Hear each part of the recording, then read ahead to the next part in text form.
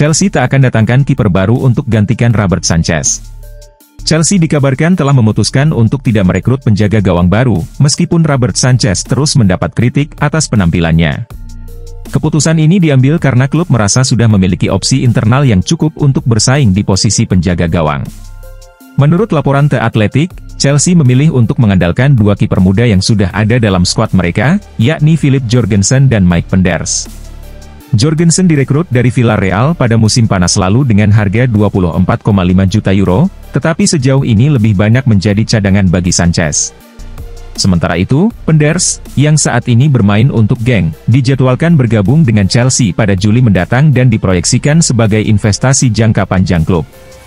Robert Sanchez semakin mendapat sorotan setelah beberapa kesalahan yang ia lakukan, termasuk dalam kemenangan 3-1 atas Wolves. Bahkan, sebuah video yang menampilkan kesalahannya sempat viral, memicu kritik lebih lanjut terhadap kemampuannya sebagai kiper utama. Legenda Liverpool, Jamie Carragher, turut mengomentari performa buruk Sanchez. "Kami terus melihat bahwa Sanchez adalah kiper level Premier League, tetapi mungkin hanya untuk tim papan bawah, bukan klub besar," ujar Carragher. Sejauh ini, Jorgensen baru tampil dalam 13 pertandingan bersama Chelsea, dengan hanya 2 kali tampil di Premier League. Sebagian besar penampilannya terjadi di kompetisi seperti Conference League, Piala FA, dan Carabao Cup. Dengan performa Sanchez yang terus mendapat kritik, ada kemungkinan Chelsea akan memberi Jorgensen lebih banyak kesempatan sebagai starter dalam waktu dekat.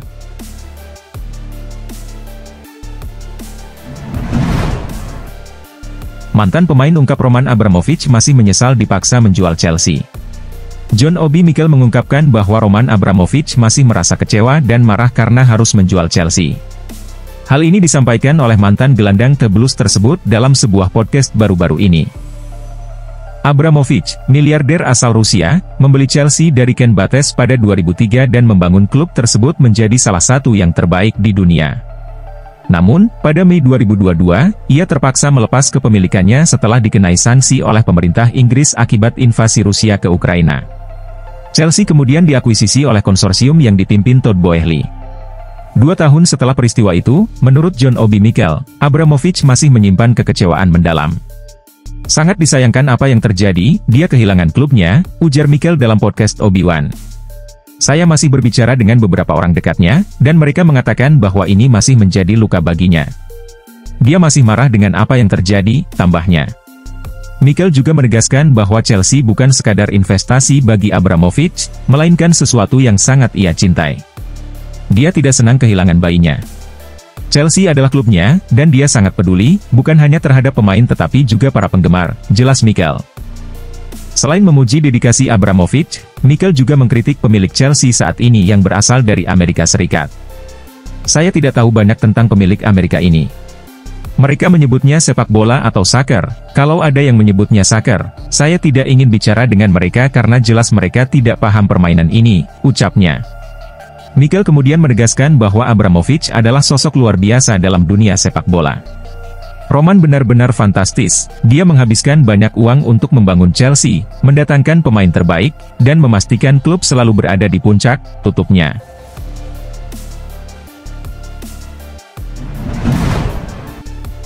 MU, Chelsea, dan Tottenham bersaing dapatkan bintang muda Bayern Munchen. Kabar menarik datang dari Bayern Munchen, di mana bintang muda mereka, Mathys Tel, kini menjadi incaran 3 klub besar Premier League. Pada paruh pertama musim 2024 hingga 2025, Tel mengalami masa sulit di Bayern karena kurang mendapatkan menit bermain di bawah asuhan Vincent Kompany. Situasi ini membuatnya mempertimbangkan untuk hengkang dari Die Roten, dan ia pun telah menyampaikan keinginannya untuk meninggalkan Allianz Arena pada bursa transfer kali ini. Menurut laporan Fabrizio Romano, pemain asal Prancis itu berpotensi melanjutkan karir di Inggris, dengan 3 klub Premier League tertarik untuk merekrutnya. Manchester United menjadi salah satu klub yang berminat. Setan Merah membutuhkan tambahan amunisi di lini serang, terutama karena ada kemungkinan mereka kehilangan Alejandro Garnacho dan Marcus Rashford. Namun, MU dikabarkan hanya ingin meminjam Tel karena keterbatasan dana untuk membelinya secara permanen. Di sisi lain, Chelsea dan Tottenham juga masuk dalam persaingan. Kedua klub asal London tersebut sangat serius mengincar Tel dan siap mengeluarkan dana besar untuk merekrutnya secara permanen. Sementara itu, Bayern Munchen telah bersiap untuk melepas sang pemain dan kini menunggu tawaran resmi dari klub-klub yang berminat.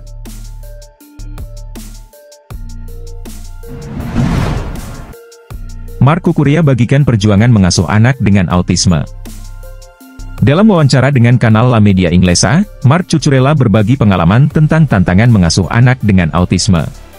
Saat di Brighton, anak saya masih kecil. Dokter belum bisa memastikan kondisinya karena usianya terlalu muda untuk didiagnosis. Ini tidak mudah. Tidak ada yang mengajarkan cara menjadi orang tua, tetapi akhirnya kita belajar. Anak dengan autisme memahami dunia dengan cara yang berbeda dibanding saudara-saudaranya, sehingga kami harus belajar memahami dia, ungkap Cucurella. Matteo, anaknya, mengalami kesulitan beradaptasi di sekolah biasa, yang berdampak pada kebahagiaannya. Dia tidak nyaman di sekolah reguler, mudah marah, tidak bahagia, dan sulit menyesuaikan diri. Dia sering menangis hingga kami harus menjemputnya. Itu sangat berat bagi kami sebagai orang tua, melihat anak tidak bahagia tanpa tahu bagaimana membantunya adalah perasaan yang menyakitkan, tambahnya. Ketika Cucurella pindah ke Chelsea dalam transfer senilai 60 juta pound sterling, Matteo baru didiagnosis dengan autisme. Situasi ini menjadi tantangan besar, tidak hanya dalam kehidupan pribadi tetapi juga karirnya, yang saat itu mengalami masa sulit dalam menemukan performa terbaik di klub barunya. Namun, perubahan positif terjadi setelah mereka menemukan sekolah yang sesuai di London.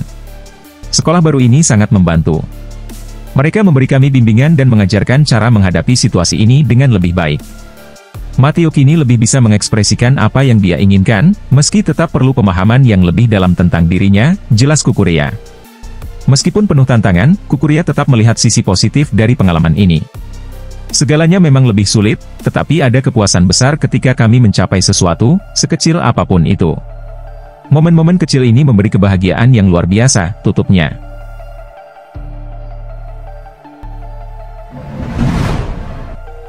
Pemandu bakat Chelsea hadiri laga Venezia versus Verona, apakah Jay Itzes masuk radar The Blues?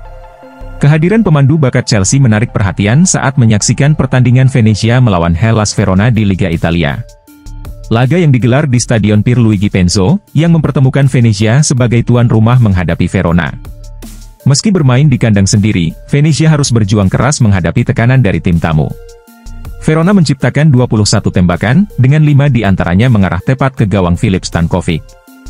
Venezia sempat unggul lebih dulu melalui gol Alessio Zerbin pada menit ke-28, tetapi keunggulan itu tidak bertahan lama setelah Jackson Chachoa mencetak gol penyama kedudukan untuk Verona. Skor 1-1 bertahan hingga peluit akhir, membuat kedua tim harus puas berbagi poin. Bek timnas Indonesia, Jay Itzes, tampil penuh selama 90 menit dalam laga tersebut.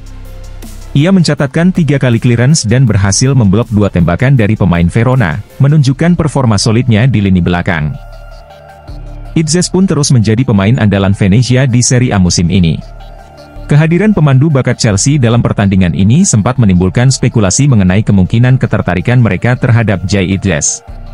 Namun, menurut laporan Football Italia, Chelsea sebenarnya mengirim pemandu bakat bukan untuk memantau pemain Venezia, melainkan untuk mengamati performa gelandang Verona, Reda Belahyane.